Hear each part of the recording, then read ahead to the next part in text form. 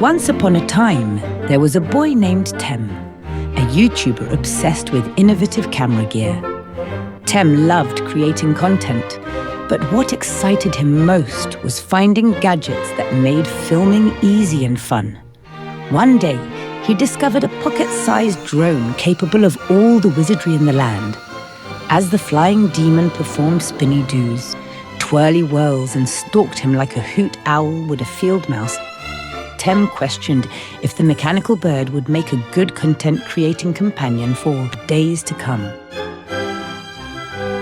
And that, boys and girls, is where the story begins.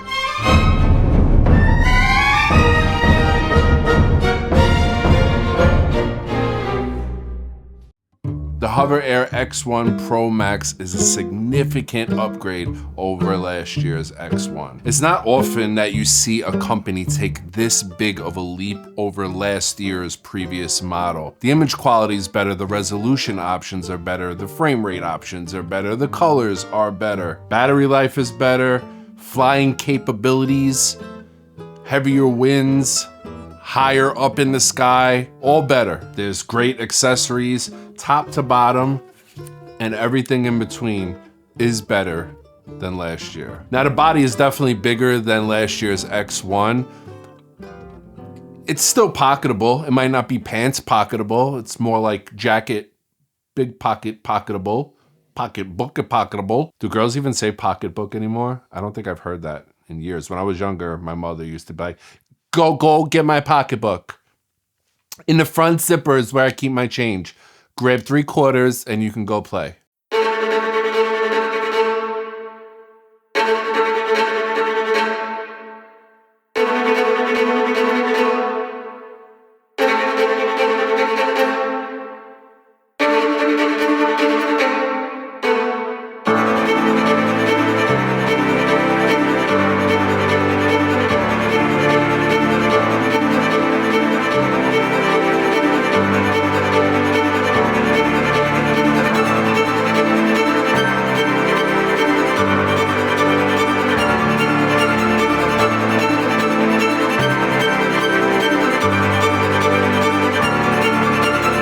Batteries are new. The camera, of course, is new and much better. It has a 1/1.3-inch sensor that can shoot 8K up to 30 frames per second and 4K up to 120 frames per second. In certain modes, 8K isn't available, at least at this moment, across the board. There's only a couple of modes that it is available in, but still, the image quality is great, and you get 4K 60 on damn near everything and 4K 120 on a lot of things, and 8K up to 30 on some things, again, as of right now. And the lens is pretty wide too. It's a 16mm f2.5. There's 64 gigs of internal storage on here, which is an upgrade from last year. But now you can also record directly to a micro SD card up to 1 terabyte. It's super lightweight at 192 grams, which is thankfully under the legal limit. So you should be good to fly this without having to get chased down by the long arm of the law. We have 10-bit video in here, but as of right now, it's only available in HDR.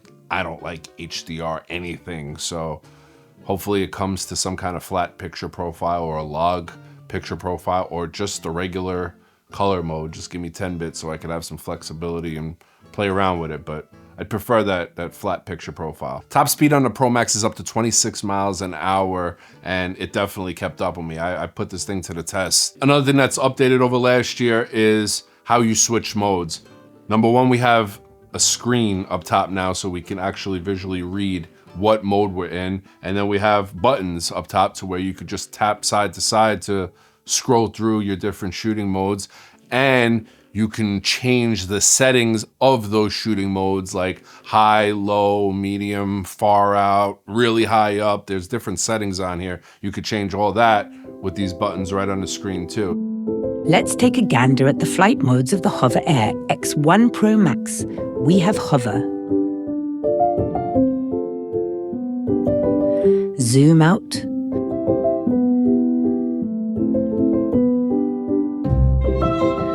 Follow.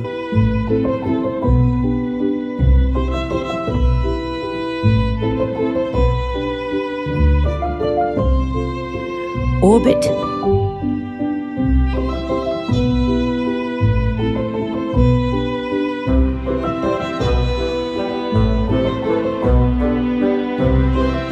bird's eye.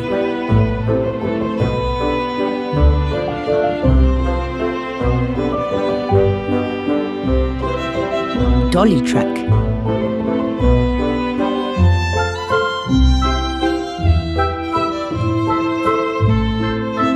And side track.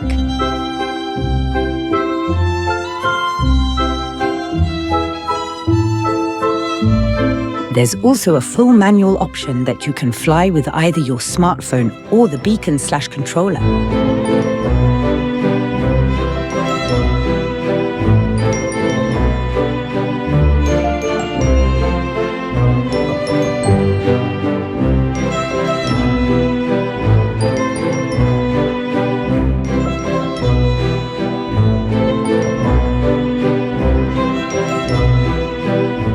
That lovely, sweet English grandma that we just all wish we had to put us to bed at night is nothing but AI. It's part of MotionArray, today's sponsor. MotionArray is one of those places that I go to all the time. Whatever you're looking for, MotionArray is that one-stop shop for content creation. And now they just recently added AI voiceover, which is really great. And some pretty cool voices on there. There's a big selection and they sound really realistic. Right now I have a project in hand. I'm doing a charity project for a breast cancer organization in New Jersey, and there's a whole voiceover that they kind of wrote out for it, and I was like, I got it. We don't even have to hire I got it, don't worry about it. Come see me. I got voiceover people living in my house, in my computer. Since 1999, Dance for the Cure has brought together a community filled with love and generosity.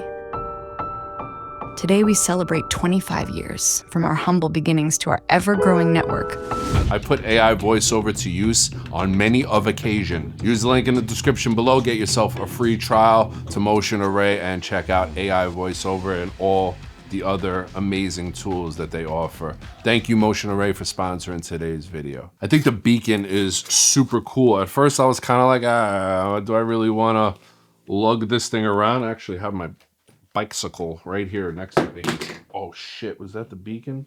No, it was just my iPhone 16 Pro Max slamming on the glass, so I'm good, I guess. So I've been taking up a little bit of biking here, and this beacon is like such a multi-tasking tool. That's not the right word. It's a multi-use tool. That was a better word. I mean, you could use it like this.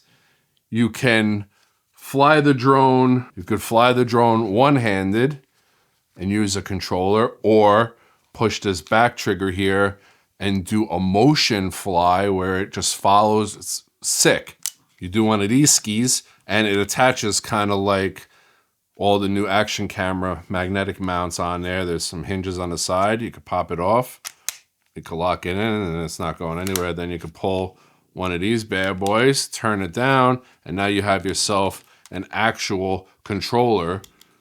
And it works really well with a built-in screen here. And honestly, the screen is good enough. By the way, you can also lock your phone in here as well and then have a huge screen to view what you're doing. Or you could do a little hookup like so. You ready? Now you have a little GoPro mount here with a handlebar mount that locks in there really nice.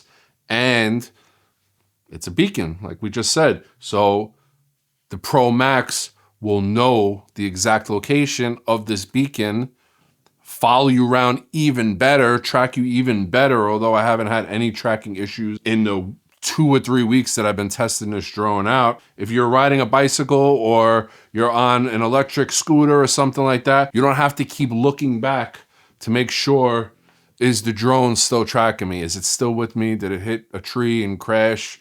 No, you could see it right here on your screen while you're riding or doing whatever you're doing. There's also a thermal case, which is really nice. You can put the entire drone inside of it and you charge the case. The case holds a charge and then it can charge up your drone's battery. So one of the ways they advertise it is if you're going skiing and you go down your little bunny slope and the drone tracks you all the way down and you get your shot, and now let's say your battery is at 70%, and then you're gonna take the lift back up there. You bring this little case with you, pop it in the case, By the time you're up to the top of your lift again, it'll be like 100%. And then you just keep recycling and getting that battery filled up every time you go down, and you never have to worry about battery life. And again, it's called the thermal case, so I'm assuming it's fantastic in freezing weather. By the way, 00, which is the company that makes HOVERairs, did not in any way, shape, or form sponsor this video. They sent it over. They asked me to just give my opinion on it,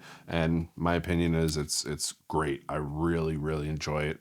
A lot of fun. So again, my only feedback for this drone and my only problems are all things that I don't know. I don't know this for sure, but I feel pretty confident that we will get some kind of 10-bit mode that isn't HDR, please. And while we're at it, a little bit more feedback. I wish there was a simpler way to set your exposure compensation. As of right now, again, this is beta firmware that I'm messing with here, but as of right now, I have to go into manual mode, and then there's an exposure compensation slider up top. I typically like to have it at -0.7.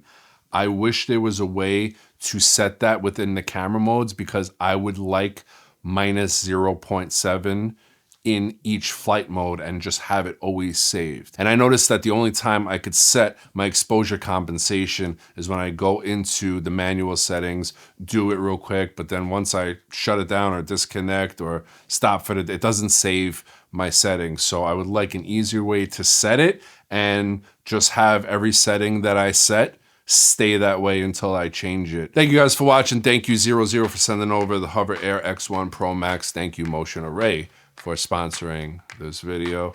Thumbs up, subscribe, all that good stuff. Let me know in the comment section below what do you guys think. I will see you guys next time. Salud!